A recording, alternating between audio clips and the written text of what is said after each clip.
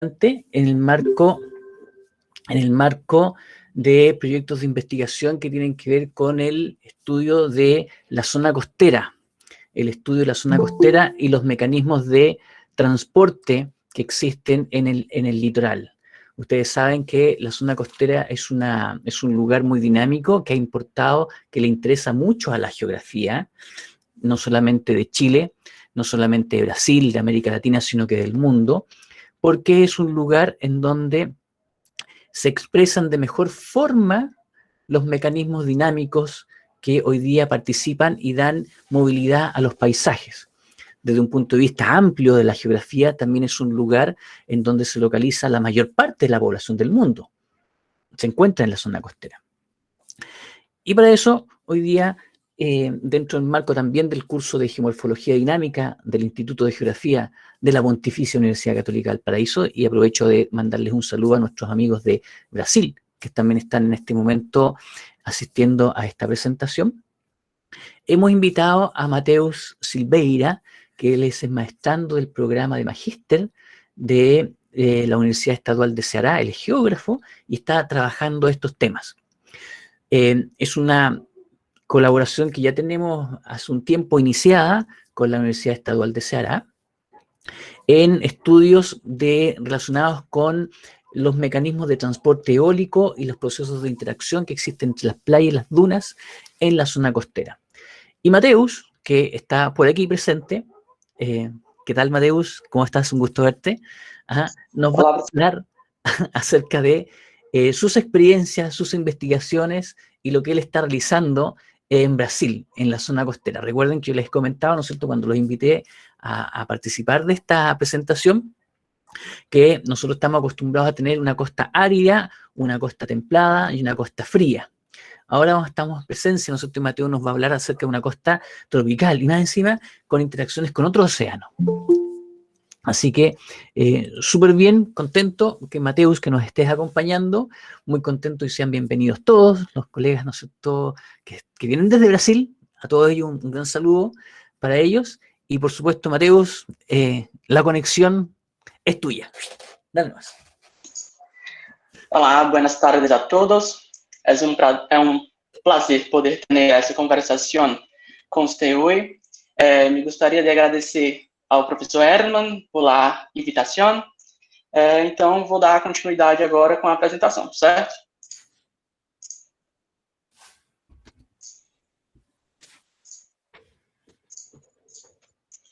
Só me confirme aí se já apareceu, professor. Aún não. Agora sim. Certo.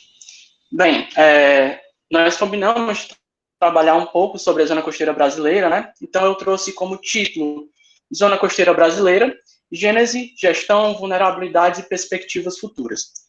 Como são muitos conceitos, eu não vou trabalhar todos de uma forma mais adentrada, eu vou passar superficialmente e aí a gente vai conversando e vendo o que a gente pode detalhar mais, certo? A zona costeira brasileira é uma zona de grande dimensão, grande extensão, né? Dependendo do critério adotado, ela vai ter aí entre seus 7.000 a 9.000 quilômetros de extensão. No mapa, a gente pode observar todos os condados existentes aqui, né? E esses são os que sofrem processos hidrodinâmicos ou, de alguma forma, processos costeiros. Nessa região, habita mais de 50% da população brasileira, certo? Ao todo, nós temos mais de 270 condados costeiros, distribuídos em 17 diferentes estados costeiros.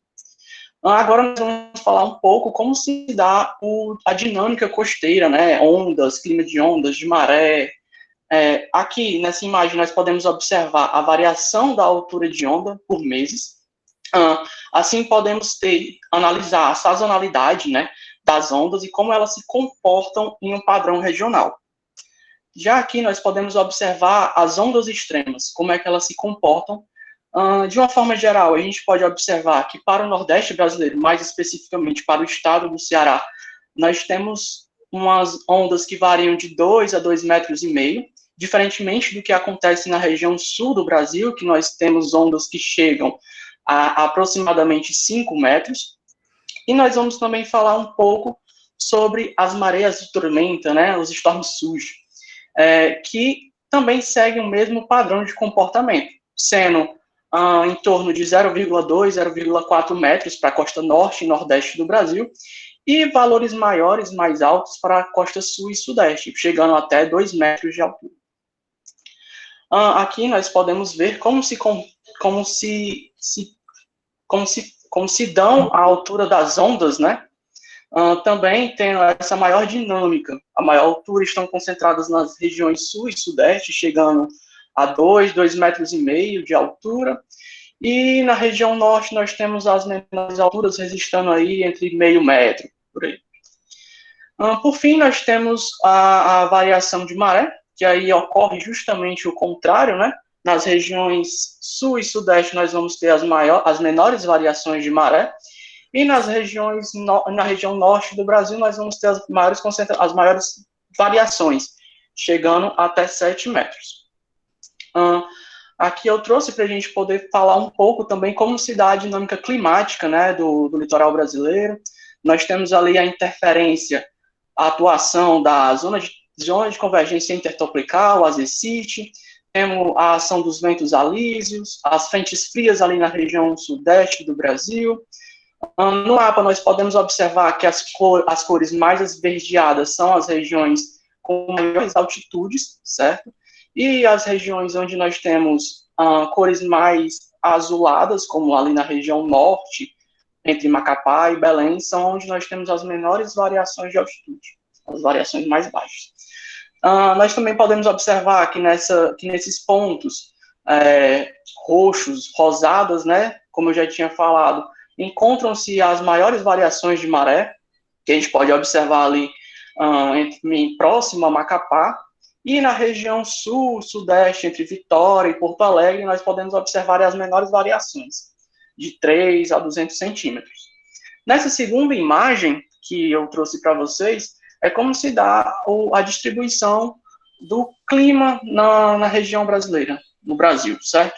A gente pode observar ali a entrada da ZCIT, que ali no Atlântico Sul, né, no Nordeste brasileiro, e mais abaixo nós podemos observar justamente a chegada dos ventos alísios também na região sul do Brasil.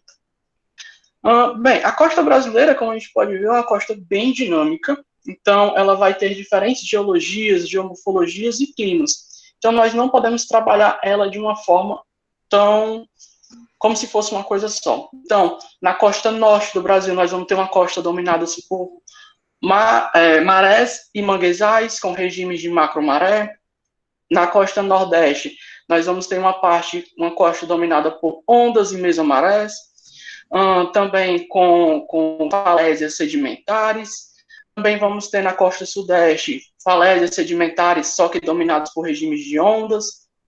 E, por fim, na costa sul do Brasil, nós vamos ter a costa arenosa, com lagunas e barreiras costeiras, né, dominadas por um regime de micromaré.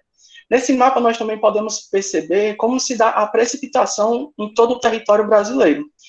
Essas regiões de cor mais alaranjada são onde nós temos as menores precipitações, e as de cor mais azulada são onde nós temos as maiores precipitações. De uma forma geral, nós podemos olhar ali para Fortaleza, Natal, Recife, essa zona nordeste do Brasil, né? Como nós vamos poder perceber que essa região é marcada por baixos índices pluviométricos, o que nós podemos também indicar que isso acarreta uma menor distribuição sedimentar em direção à costa.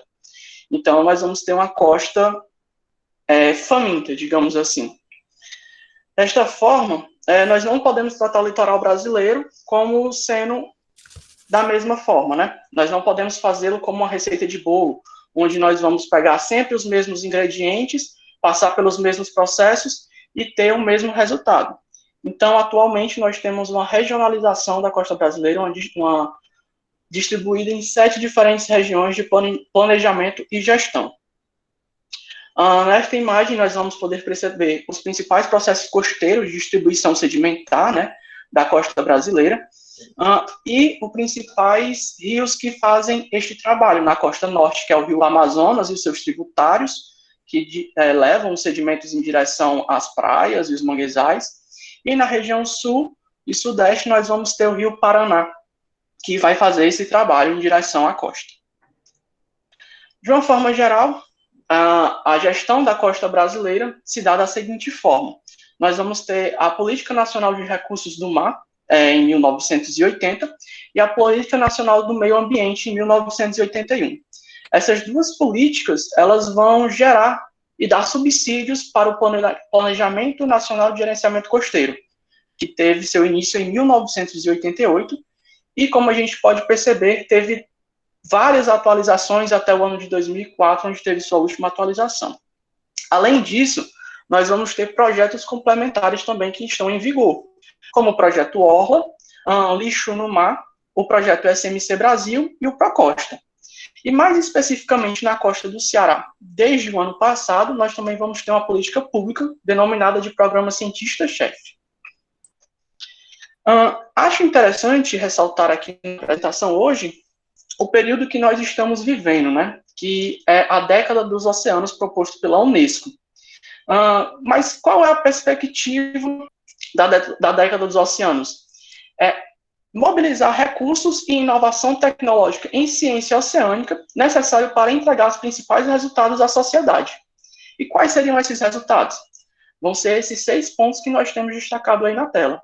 Um oceano limpo, no qual as fontes de poluição sejam identificadas e removidas. Um oceano seguro, no qual as pessoas estejam protegidas dos riscos oceânicos. Um oceano saudável e resiliente, no qual os ecossistemas marinhos sejam mapeados e protegidos. Um oceano produtivo e explorado sustentavelmente, que garanta a provisão de alimentos.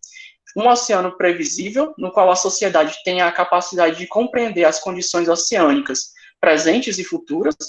E, por fim, um oceano transparente, com acesso aberto aos dados, informações e tecnologias. Nós, como profissionais geógrafos, né, podemos muito bem trabalhar em qualquer perspectiva dessa, desde o mapeamento de como se está o lixo nas praias, ou então a levar perspectivas futuras de determinadas regiões costeiras a cenários de inundação, de galgamento, ou até mesmo de erosão. Agora, reduzindo um pouco a escala, eu vou trabalhar mais em análise regional, aqui na costa cearense, certo? A costa cearense também é bastante vasta, nós temos aí uma costa com aproximadamente 573 quilômetros de extensão, e temos 20 condados frente ao mar. Aqui eu posso apresentar para vocês um mapa geológico, onde nós vamos poder observar a formação barreiras, que vai dar justamente a sustentação para a formação das praias e das dunas aí entre o terciário e o quaternário. Já nesse mapa, nós podemos observar como se dá a distribuição sedimentar da costa cearense, certo?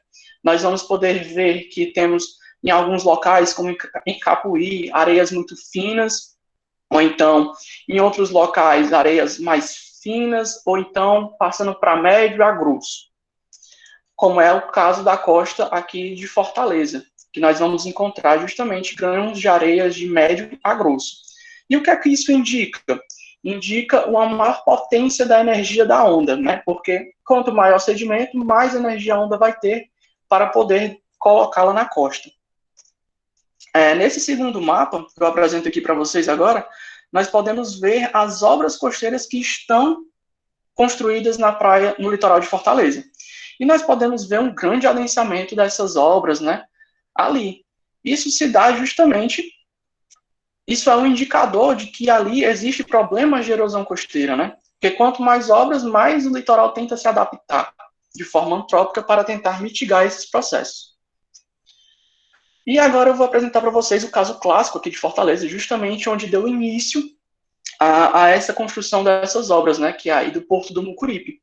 Nós temos a construção do porto, e aí ocorreu o barramento dos sedimentos a leste de Fortaleza, como a gente pode observar aqui na imagem, né, um espigão, e ali a engorda daquela faixa de praia, onde estavam se depositando esses sedimentos e não estavam conseguindo fazer o transpasse. A partir daí foram feitas diversas estruturas de proteção em toda a costa, como a gente pode observar até nessa mesma imagem aí, onde foram construídos outros espigões, né? E a gente pode observar que o pouco transporte de sedimento que acabava acontecendo ficava preso nessas estruturas. Isso fazia com que, sim, as estruturas faziam com que engordasse a faixa de praia do litoral de Fortaleza, só que se nós pensarmos um pouco mais à frente, se o transporte já é reduzido e está sendo contido no litoral de Fortaleza, o que é que vai acontecer com as praias adjacentes a oeste? Esse transporte também não vai chegar até lá, que é justamente o caso da Praia do Icaraí, no município de Caucaia, que é um município vizinho ao município de Fortaleza. Aqui nós temos duas imagens, né? A Praia do Icaraí em 1992 e a Praia do Icaraí em 2014. Em 1992, nós tínhamos uma largura de praia de 114 metros, e em 2014 a gente pode ver que a largura de praia chega a 0 metros. Isso dá uma taxa média de erosão de 6,1 metros anos. Então é uma taxa de erosão muito forte, muito severa, né? Nós da UES, aqui do grupo do LGCO, temos um monitoramento dessa praia, né? Nós temos 3 setores de monitoramento, justamente onde foi construída uma obra de proteção costeira aqui também. E nós temos percebido, desde quando começou esse projeto, que a largura de praia sempre tende a diminuir. Nós podemos observar ali a maior largura de praia em 2011, com 101 metros, e a menor largura de praia que se encontrou em 2017, com 32 metros. Isso nós podemos determinar que existe uma perda anual de 8,6 metros do pacote sedimentar do setor 1. Quando nós observamos o setor 2, percebemos que a erosão é ainda maior. Em 2011, nós observamos a maior largura de praia, com 96 metros, e em 2018, nós observamos a menor largura, com 14 metros. Aí nós podemos, o pacote sedimentar reduziu 10,2 metros ano. E por fim, no setor 3, né, que é o mais a oeste da praia, nós tivemos a maior largura de praia em 2012, com 133 metros, e a menor largura de praia se concentrou em 2018, com 24 metros, também tendo ali uma média de 8,5 metros anos de perda do pacote sedimentar. Então, para tentar conter isso aí, foi construída uma obra de engenharia costeira, né? Nós viemos a adaptar a costa, e que a obra de engenharia foi o bagwall. O que é o bagwall? O bagwall é uma obra do tipo de escadaria, né, como nós podemos observar nessa outra imagem, onde que para sua construção, o ecossistema tem que ser primeiramente degradado. Porque você tem que escavar após praia, para poder fazer o aterramento da estrutura e colocar as estruturas geotêxteis, né, em forma de escadaria, e a partir daí esperar com que ela faça o seu papel, que é justamente de poder dissipar a energia da onda quando ela colide com a estrutura e fazer com que ali ocorra o depósito de sedimentos na face de praia, voltando a ter uma progradação daquela região. Porém, em 2018, como a gente pode observar nessa foto, ocorreu um evento extremo. Foi a tempestade Emma, foi o maior evento que nós podemos observar até hoje. Isso fez com que a obra colapsasse. Desde então, desde 2018, não houve nenhuma revitalização dessa obra. A obra encontra-se do mesmo jeito, muitas também por causa da falta de interesse do município. E aqui nós podemos ver os eventos extremos, né? Os perigos que são levados à população, os regimes de galgamento e de inundação. Nesse videozinho aqui também foi gravado durante este evento. A gente pode observar ali o empilhamento das ondas, né, em direção à obra, e o risco que a população sofre justamente, em muitos casos, por não ter o contato de alguém, de uma defesa civil, que possa instruí-los do risco, né? Então, além disso, como a gente pode ver, para se adaptar à costa, a gente gasta. E gasta também para poder manter essa adaptação. A gente fez uma avaliação de quanto era gasto para se construir e manter, e a gente pode observar os valores aqui, né? Para se construir e revitalizar essa obra, do ano de 2010 a 2016, a Prefeitura de Caucaia gastou um pouco mais que 44 milhões de reais, isso de forma direta, que é justamente essa parte de revitalização e construção de novos trechos da estrutura. Entretanto, nós também temos os gastos indiretos, que é justamente com a alocação de maquinário e com drenagem. Então, né, nesse quesito, a prefeitura chegou a gastar aproximadamente R$ 69 mil. Isso, em 8 anos, dá um total de mais de R$ 44 milhões, o que anualmente seria em torno de R$ 5,5 milhões. Então, para não se ter um gasto desnecessário com a costa e poder gerar políticas públicas que gerenciem e que sejam eficazes, nós precisamos ter perspectivas futuras em muitos casos, né? Em compreender como que essa região vai se adaptar ou vai se comportar a determinados tipos de cenário. Aqui a gente pode observar um cenário de retorno que a gente projetou para 5 anos, certo? E a gente consegue observar muitos trechos em vermelhos que indicam cenários extremos de erosão, os trechos em amarelo indicam um cenário médio e os trechos em verde, o cenário mais baixo. E a gente pode observar que esses trechos que estão marcados, né, em 50 anos, muitos deles se tornam com risco muito alto. Isso se dá justamente pelos processos costeiros que estão atuando naquela região. Como já é uma região com uma erosão costeira muito severa, esses trechos só vão piorar nessa região. E agora eu vou mudar um pouco a perspectiva do trabalho, né? Vou apresentar o que eu venho trabalhando no último ano, que o professor Herman vem colaborando com a gente. Então, nós vamos sair ali do litoral de Fortaleza, de Calcaia, e vamos para o litoral de Cruz. É uma viagem de aproximadamente 500 quilômetros da costa. Para vocês compreenderem um pouco mais como é a região, essa região de trabalho, né? Que a gente vem trabalhando com transporte eólico de sedimentos.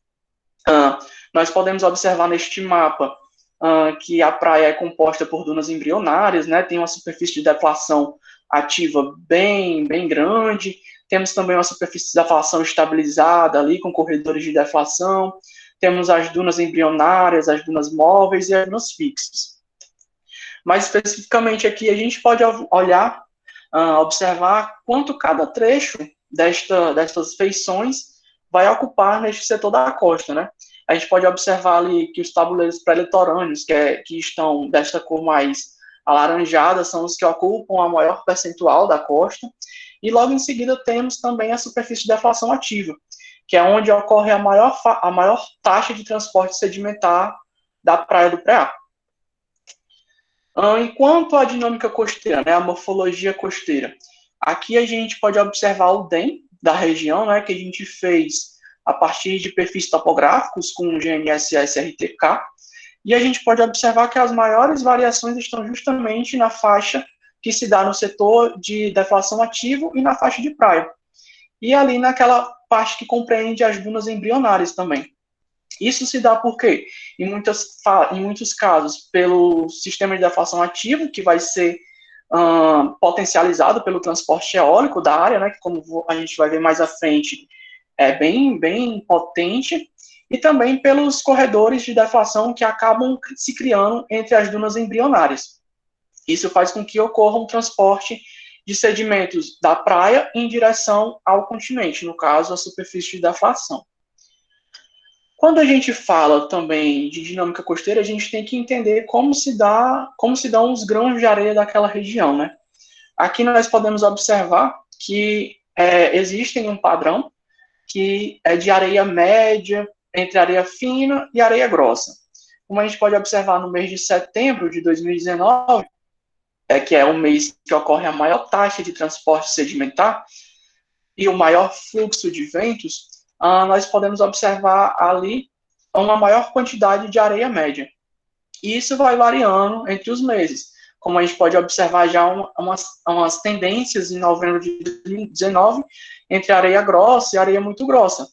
Quando nós chegamos entre os meses de fevereiro e junho, nós já observamos que as tendências começam a voltar para areia média e areia fina. Aqui nós podemos observar um dos principais responsáveis pelo transporte eólico aqui no estado do Ceará, né? Que é a temperatura. A temperatura vai poder fazer com que o grão não esteja úmido e se torne mais fácil para o deslocamento com as rajadas de vento. A gente pode observar que as maiores concentrações de temperatura aqui para o estado do Ceará e para a Praia do Preá se concentram entre os meses de setembro a dezembro, justamente porque aqui se enquadra os meses de baixa pluviometria aqui do estado do Ceará, que os meses de pluviometria se encontram entre a primeira quadra do ano, que é de janeiro a abril. O restante dos oito meses do ano, nós temos regime de semiaridez. E a gente consegue observar que ali entre os meses de setembro a novembro, nesse gráfico mais abaixo, entre o horário da manhã, se encontram as maiores temperaturas. A partir do meio-dia, nós já temos uma estabilidade ali. Diferentemente do que ocorre justamente nos meses de fevereiro a julho, que nós vamos ter as menores temperaturas registradas. Outro ponto importante também de se destacar é a umidade do ar. Com muita umidade, a areia não vai conseguir ter um transporte justamente por se adensar, né, se concentrar ali naquela região. Então, quanto mais úmido, menor transporte. Quanto menos úmido, maior será a taxa de transporte em relação.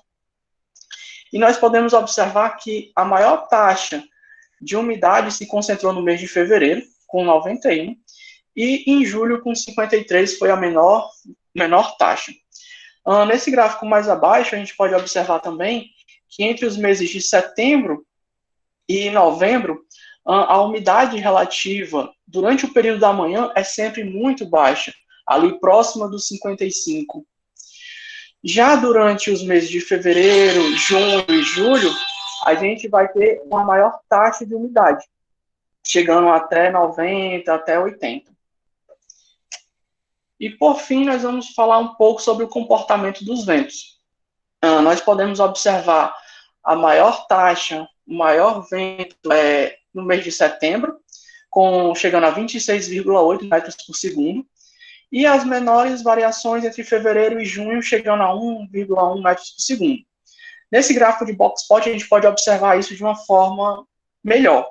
Nós vamos ter ali, entre os meses de setembro a dezembro, os ventos mais fortes, né, essa concentração, e nós vamos poder observar entre setembro e outubro uma maior taxa de concentração ali acima dos 10 metros por segundo, tendo algumas rajadas acima dos 25 metros, como a gente pode observar. Diferentemente do que acontece entre os meses de fevereiro e julho, que nós observamos os períodos de ventos mais fracos, que se concentram ali entre os 5 metros por segundo, abaixo disso. Quando a gente vai para o gráfico mais abaixo, nós podemos ver que é justamente após as 10 horas da manhã que nós vamos ter os maiores registros de ventos, né, da atuação dos ventos. E, por fim, nós vamos ter a taxa de transporte sedimentar. Nós coletamos ao total dos experimentos, né, durante 6 meses de experimentos, foram mais de 70 horas de experimentos, e nós coletamos aproximadamente 112 quilogramas de areias, foram recolhidas. E nós podemos observar que justamente no mês de setembro, que é também onde se encontram os maiores ventos, né, os ventos mais fortes, é também onde ocorre a maior taxa de transporte sedimentar. Quando a gente olha para esse gráfico mais abaixo, que a gente compreende também os setores da praia, né, a praia, o sistema de deflação ativo, o sistema de deflação estabilizada, a gente também pode compartimentar e ver qual é o transporte eólico que acontece em cada subsistema desse. E como a gente pode observar que é na praia e no sistema de deflação ativo onde esse transporte é mais efetivo. E, por fim, nós temos também o total de transporte, né, que foi de 180 kg metro linear por hora de areias, concentrado principalmente no mês de setembro. E aqui nós vamos ter a aplicação do NDVI, que é um índice voltado para a análise da vegetação, né, do desenvolvimento e distribuição da vegetação. Em tom mais avermelhado, nós vamos ter justamente a superfície exposta, né, da área, e esse tom mais azulado nós vamos ter a distribuição da vegetação. E a gente pode observar logo nessa imagem aqui, que em muitos casos a gente consegue compreender que existe uma interferência antrópica, né? Aqui nós podemos ver palhas de coqueiro que foram colocadas aí justamente para tentar reduzir a taxa de transporte aí, para que essa construção pudesse ter uma efetividade maior, seja mais rápido. E também nós podemos observar justamente como se dá o desenvolvimento e a distribuição no sistema de deflação estabilizado da praia, né? Como que a vegetação vai se comportar e como que ela vai contribuir para o transporte ou não de sedimentos eólicos. E era isso que eu tinha para apresentar. Muito obrigado. Gracias. Muchas gracias, Mateus, por tu muy interesante exposición. Ajá. Si se fijan todos, lo que ha hecho Mateus es darnos una perspectiva primero global acerca del litoral brasileño, en donde nos mostró cuáles son las características principales asociadas a la dinámica marítima, el tema de los oleajes y por supuesto también los vientos planetarios. Nos encontramos en un área en donde los vientos que vienen del este, los vientos alisios, son muy importantes. Y luego él fue derivando su presentación hacia aspectos ligados a los fenómenos de riesgo, las amenazas, que hoy día sabemos que son importantes y sobre todo en Chile, que las investigaciones han mostrado que tienen que ver mucho con los temas de cambio climático. Nos referimos mucho a las marejadas. Marejadas es el fenómeno de oleajes excepcionales, Mateus, que decimos en Chile, que son los que causan los principales problemas de erosión costera. Y por supuesto, luego ha finalizado con sus propias investigaciones en una parte del litoral de Ceará, en donde él está analizando cuáles son las importancias del transporte eólico en la generación de dunas en esa parte de la costa y por supuesto ha determinado cuáles son las importancias de las alteraciones antrópicas que tienen este tipo de transporte. Ya, obviamente nos encontramos en presencia de un litoral que es bastante distinto al chileno, ¿no es cierto? Acá recientemente analizamos precisamente el día de hoy cuál había sido la importancia de los efectos de la neotectónica, de la tectónica de alzamiento de bloques que ha provocado problemas de erosión y de sedimentación alternados en la costa, precisamente en un lugar al sur de la región de Valparaíso, donde nosotros nos encontramos, en donde fue afectado en el mes de febrero del año 2010 de uno de los terremotos gigantes que hoy día se registraron en la costa y en Chile, que tuvo una magnitud de 8.8 grados, o sea, fue un terremoto realmente gigantesco. Bueno, las dinámicas son por supuesto distintas, pero los problemas que resultan al parecer son similares. La forma de poder estudiarlos obviamente obedece a las metodologías que necesariamente se tienen que aplicar en cada lugar de investigación, en Brasil, las que hacemos acá en Chile.